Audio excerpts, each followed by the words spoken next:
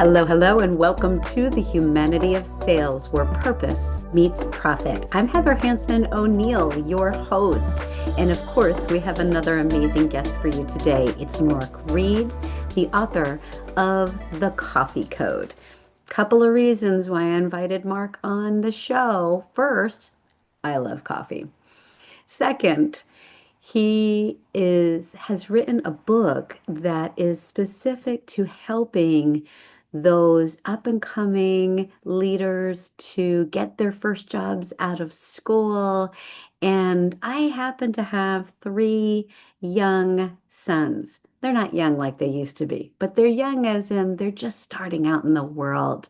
And I think that this is a fantastic book that will help teach them some of the most important parts of the humanity in business and sales, and that is the connection points.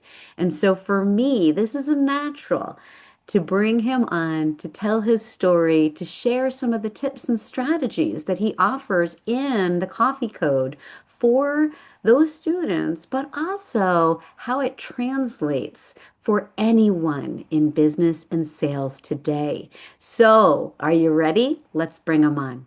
So, as I promised you, another incredible guest right here on the Humanity of Sales, where purpose meets profit. Very excited.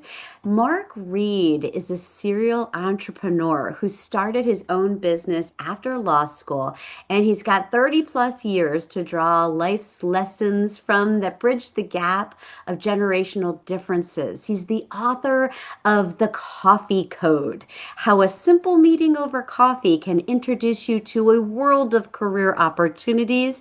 And I can't wait to ask him some questions. Marc, how are you today?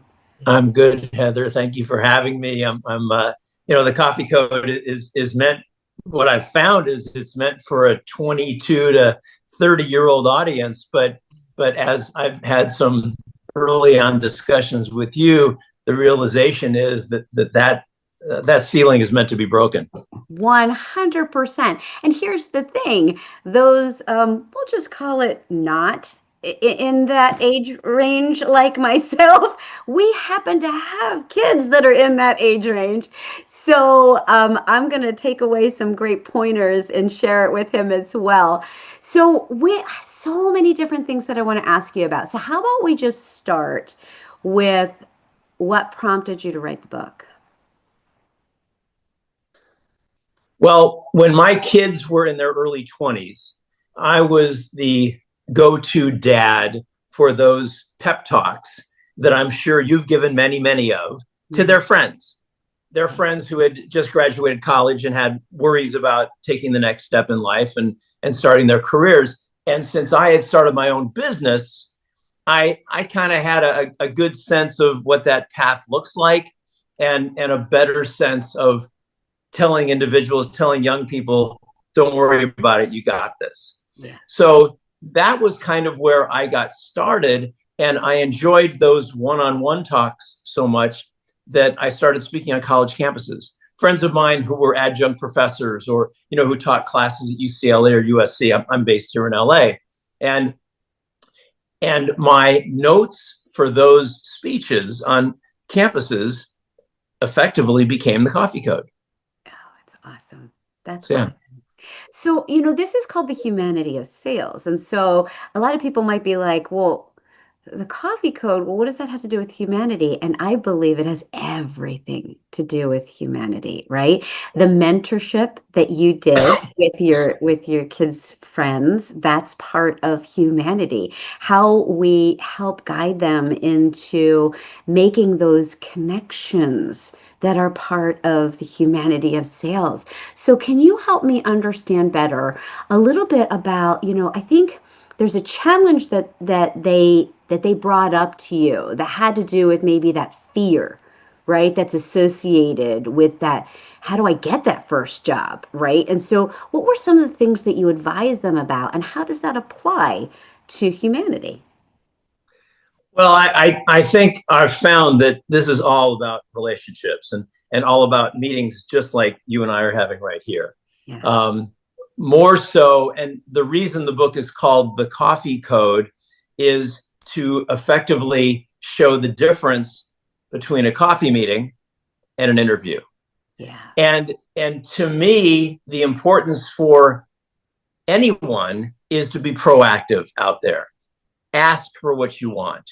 In the situation of the coffee code, it's ask for an interview, ask for a job, Yeah. right? Mm-hmm. And and the way that I feel is the best way to do it, just because you find that so many of the jobs that you really want typically aren't even posted on a job board or on a Mm-hmm. website. So you need to be proactive and find these opportunities yourself. And I just see that the best way to do this is by using LinkedIn and reaching out to individuals at these companies that are your target companies that may have gone to the same school you went to, that may have the same interests that you have. Mm-hmm. And the fact is, this person you reach out to is not going to have a job for you. But all you're trying to do is say, hey, can I have 5 minutes of your time? I'll meet you at the coffee shop that's right near your office. I just want some advice. I want to be a good listener and find out, what it is that got you to the position you're in at Google, at your company, because Google's a target of mine. Pardon me. And when you get this meeting, and the reason someone's going to say yes is because 5 years ago, 10 years ago, 15 years ago, they were in the exact same position you are. Yep. They were asking someone for advice. Mm-hmm. So you're going to get some no's, but you'll get some yeses. And when you get that yes, you got to be a great listener. Because again, this is a relaxed setting where you may get the opportunity to talk about yourself. And if you do, you better have a good story about yourself they can remember. But what's going to happen is that person who just met you, who doesn't have a job for you, may go back to their office and say, hey, we just met this guy, Mark, who went to UCLA, just graduated, and we need to get him before somebody else does. And you compare that to an interview where you're set in a box for Mm-hmm. 5 minutes, if that, looking for a specific role at a specific company. And outside that door right there is somebody hoping you fail because they're the next interview. You know, this is So, it applies in so many different ways, right? It completely directly, anyone listening right now can translate everything that you just said to business development, right? 100%, yeah. everything that you just said. But you also really, you reminded me of something that somebody I read somewhere about the different way of viewing interviews in Japan and the United States. They said that the United States, it's like you've got these bricks, right? And they're the job descriptions, and you have to fit into this brick that is the job description. And in Japan, they look at you and they discover you're more like a boulder, right? And so how can we take what's best and most beautiful about this particular size and shape boulder and fit into our organization? Where can we find that? Wow. And so that's kind of what you're talking about. What happens is that when you start with the relationship and you take off the pressure of, I'm trying to get a job from you, and Yeah. just become present with them, that's humanity. And that's how you get the best opportunities. The only tough thing is that when you're younger, you have more time to do this. When Mm, you're a bit older, there's more pressure because there's more bills. There's more things coming at you in life where you need to get a decision right now. yeah. So, to me, if I'm looking at the realities of this, the realities of humanity, as it relates to being able to go out and be proactive and take a relaxing time to do this, it's a time thing. It really is. Hmm.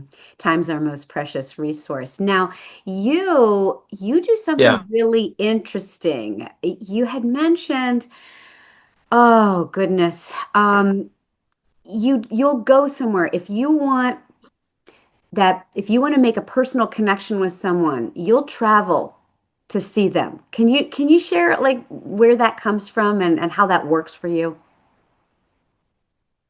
Boy, I was with there's a best-selling author named Robin Sharma, Yeah. Sharma, if you follow Robin, he wrote a famous book called The 5 a.m. Club, and it has to do with waking up early.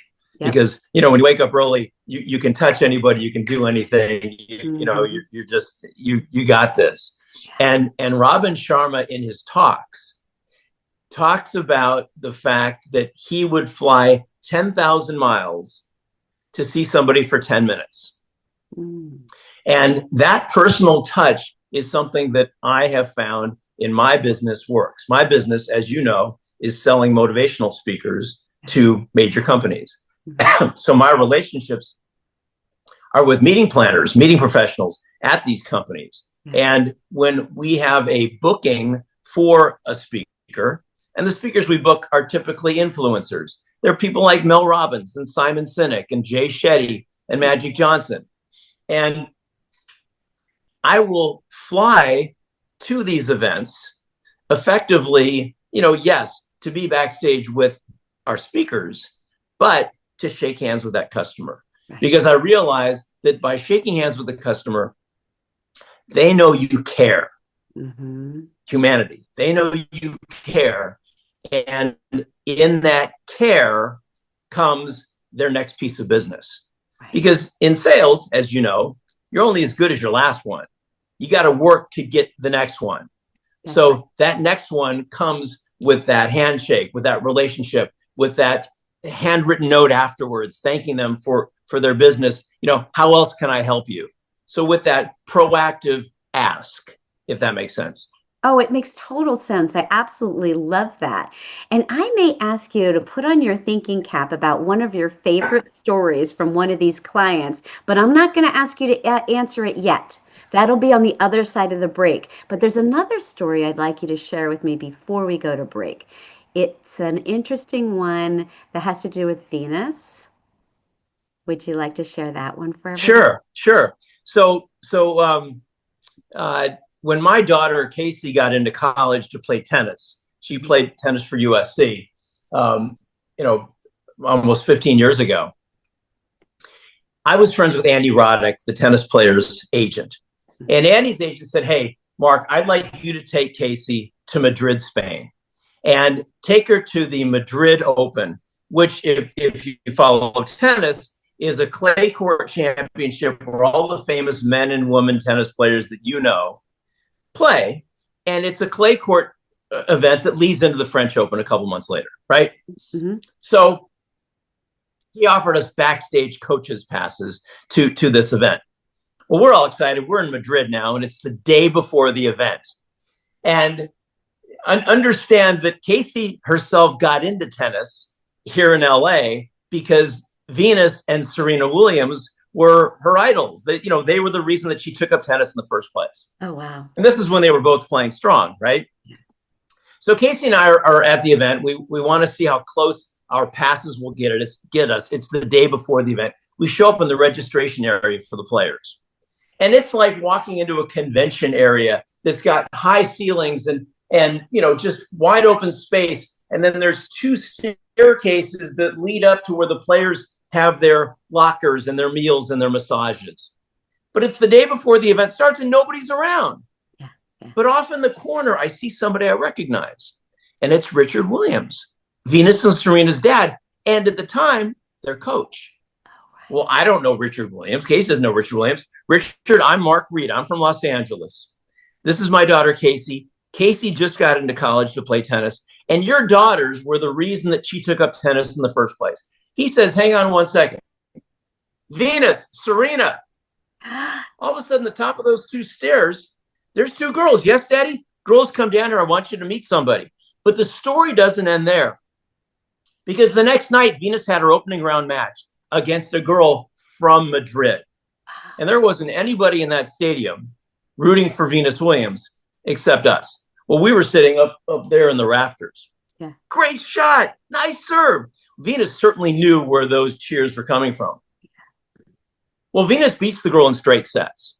And if you watch tennis, if you know tennis, you'll see that when a tennis player finishes a match, that she puts all her stuff together, zips up her bag, and goes off to her own exit. And that's the end of it.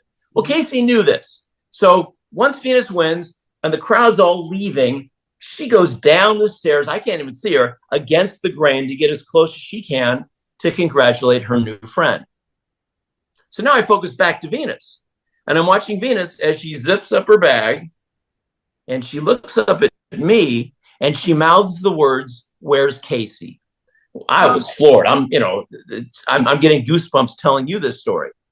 I say, "She's down there." I couldn't see her, but I knew where she was. So I see Venus get up and run over to where I just pointed. Now 5 minutes go by. Seems like an eternity to me. And here comes Casey, tears coming down her eyes, holding Venus's tournament towel that you can't buy. So now we're leaving the stadium. And once again, we see Richard Williams in the lobby of this stadium court. Mm-hmm. I tell Richard the story. Richard takes Casey and me in a group hug. And he says, "Mark, if you had told me that my daughter just played a great match, I would have said, thank you very much. That's her job. That's why she works out so hard every single day." But, he says, "I taught my girls a long time ago to touch one person in life, show them you care, share your gift, and look what can happen."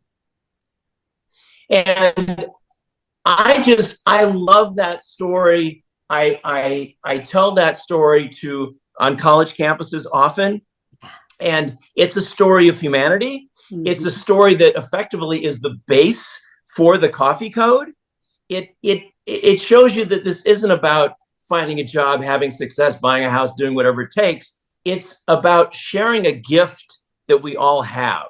Mm-hmm. And it's just such a touching story to me. And what I want young people and anybody to understand is the value of storytelling and the value of understanding how to tell a story. Because in that story, and next time you see Venus Williams on TV or something, you're going to remember the Venus and Casey story because you were rooting for Casey. Yeah. Yeah. And I just think that individuals need to have a story, maybe not as long as that story just now, but a story about themselves or about their travels or about some experience they've had in life that they can leave with an interviewer, a job prospect, Mm-hmm. a business, a potential business partner. Yeah. But that storytelling aspect is such an important part of life and an important part of sales.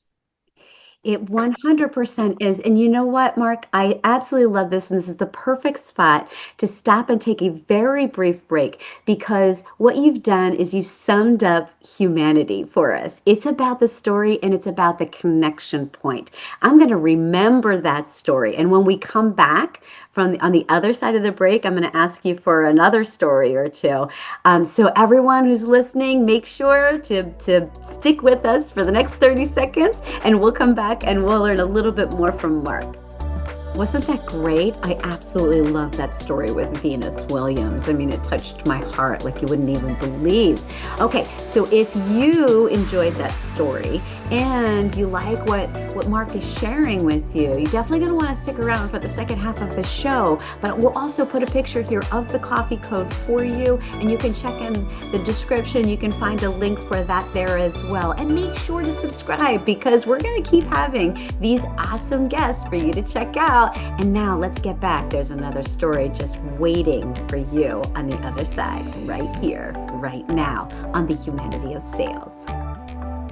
Okay, we're back at the Humanity of Sales, where purpose meets profit. And I have the amazing pleasure of speaking with Marc Reede, who is the author of The Coffee Code, How a Simple Meeting Over Coffee Can Introduce You to a World of Career Opportunities. He's telling us some incredible stories. He left us on the beginning of the break with a story that made my eyes well up with the humanity of it. So now I'm going to ask you for first, a favorite story that you have about one of these cool clients that you have. And then also, what touches your heart as you move forward, making a difference in the world?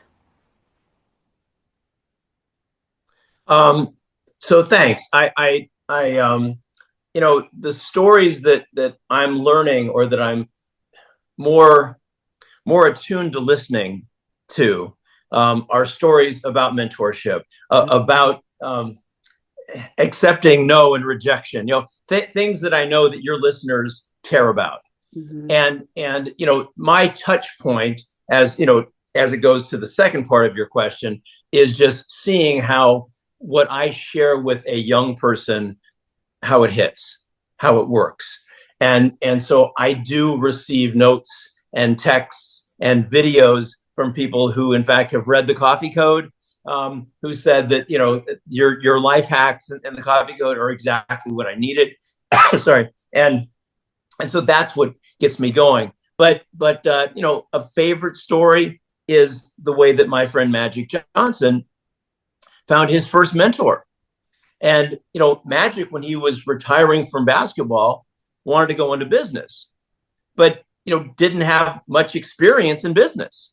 Mm-hmm. And so what he did was he reached out to the ticket office at the Forum, and the Lakers played at the Forum before they played at the Staples Center.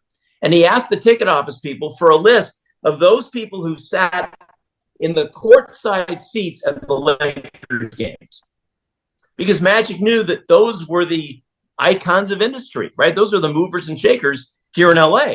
Right. Magic wrote handwritten notes to every one of those people. Hey, could I have a coffee meeting? Could I come into your office and get 5 or 10 minutes of advice? What do you think? Well, half of those people responded, come on in. 2 of them, in fact, are partners of Magic's in his current billion-dollar projects.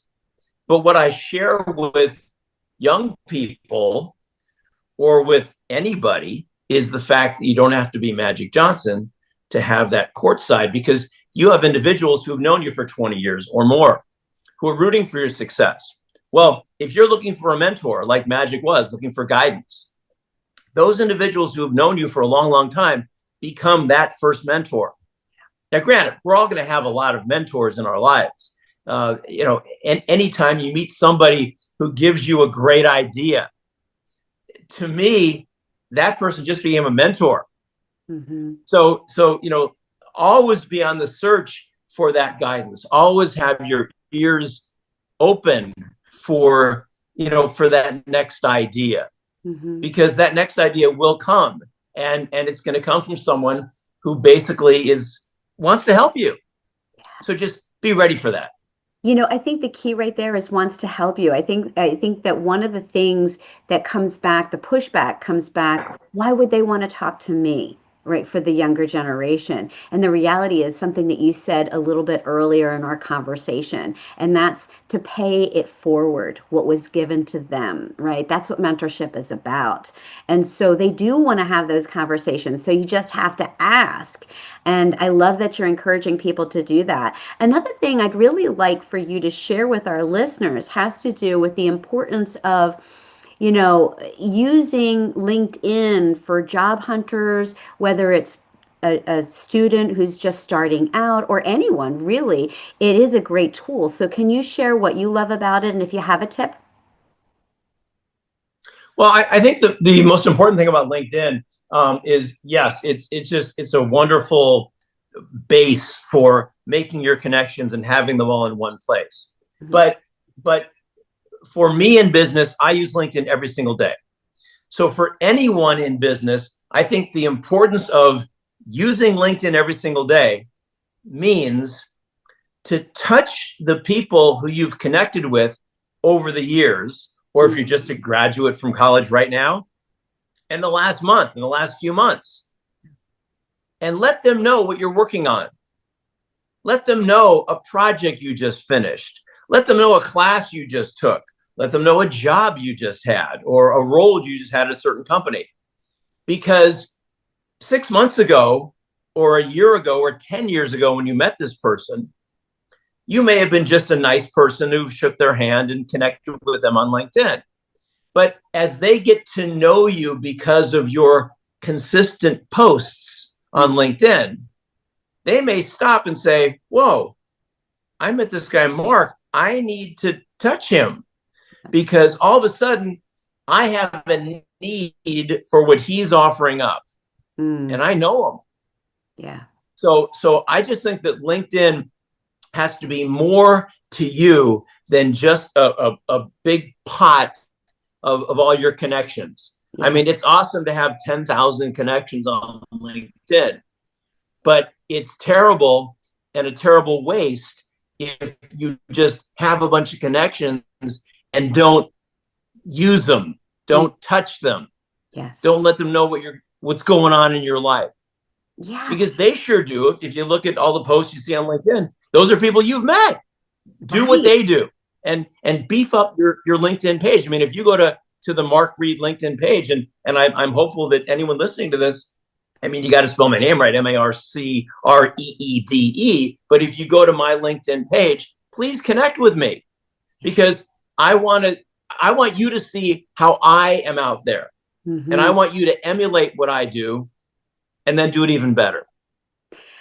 Okay, so what you're talking about with LinkedIn and making those connections, I just want to point out, and you mentioned it, but that people aren't always ready when you're ready. So those connection points, those touching base keeps you front of mind when they are ready. So that's a great point right there. But I also think it kind of ties in to when you talk about creating your own brand.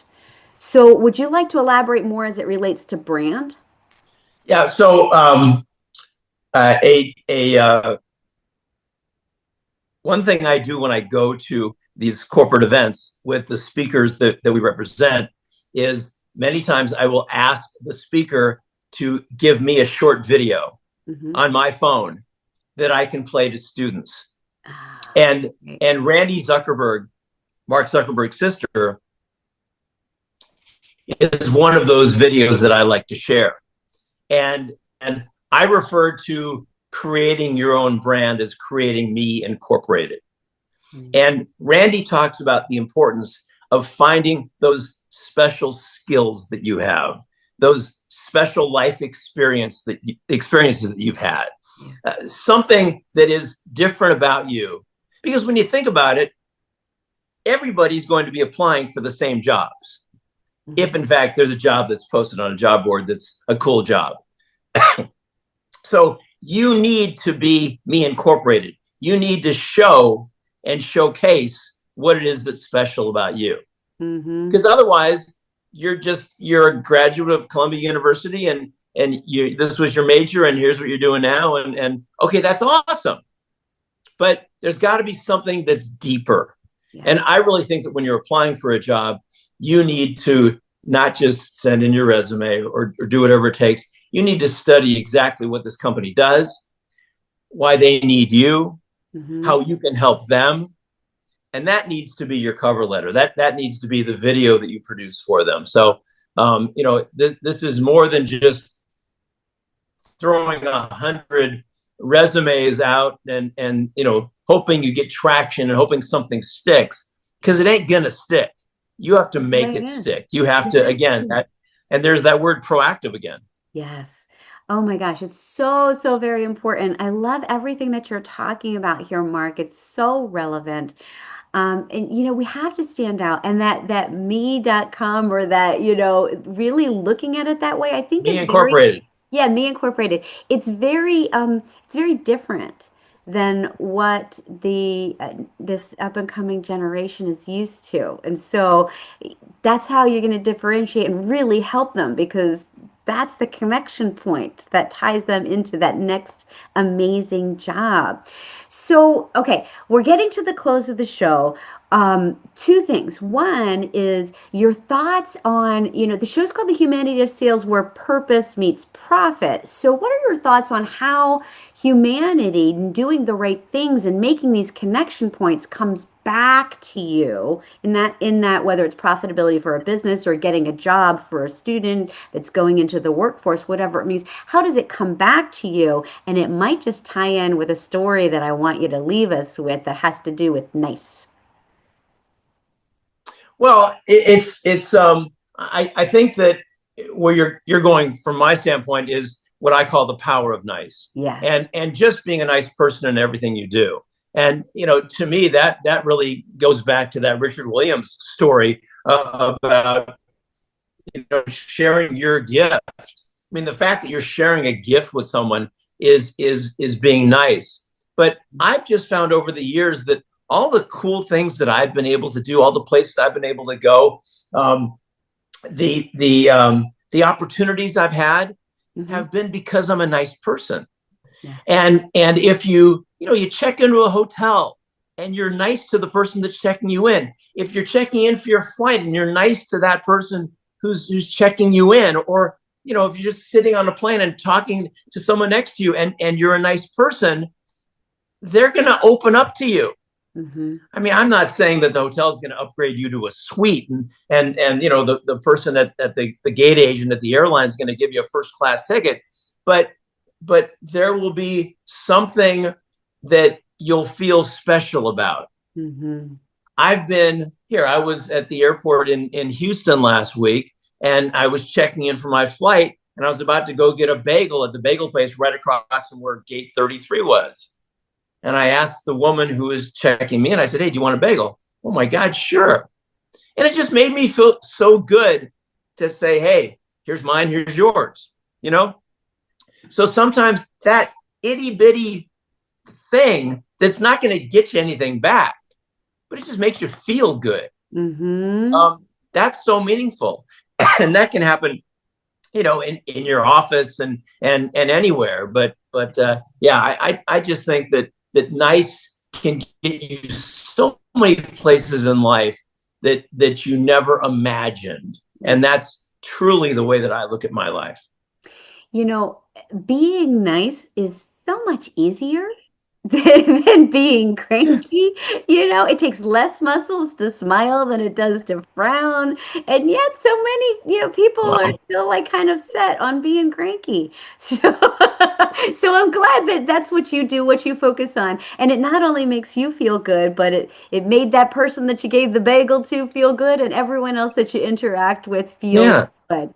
So Marc, I so appreciate the time that you've had with us today. I love that you wrote the coffee code. I think it's a real gift for our up and coming leaders of the next generation. And do you have any final thoughts that you'd like to leave us with today? No, I just we've put it all out there today, and Yeah. I'm so thankful that you are a good listener, Heather. That made me it's important. I think, as I shared early on, people love to talk about themselves, Mhm. and so to be a good listener, and it's obvious that you're a good listener because of the comebacks to what I shared with you. That you made my day, so I'm thankful for you. Thank you. And listeners, if you love this, make sure to share it out to someone else who could really benefit from this conversation. Until next time, thanks for being here on The Humanity of Sales, where purpose meets profit. One last thank you again to Marc Reede, author of The Coffee Code. And one last request for you to subscribe to the channel. There's so much good stuff coming. You don't want to miss it. Thanks again for joining me on The Humanity of Sales, where purpose meets profit.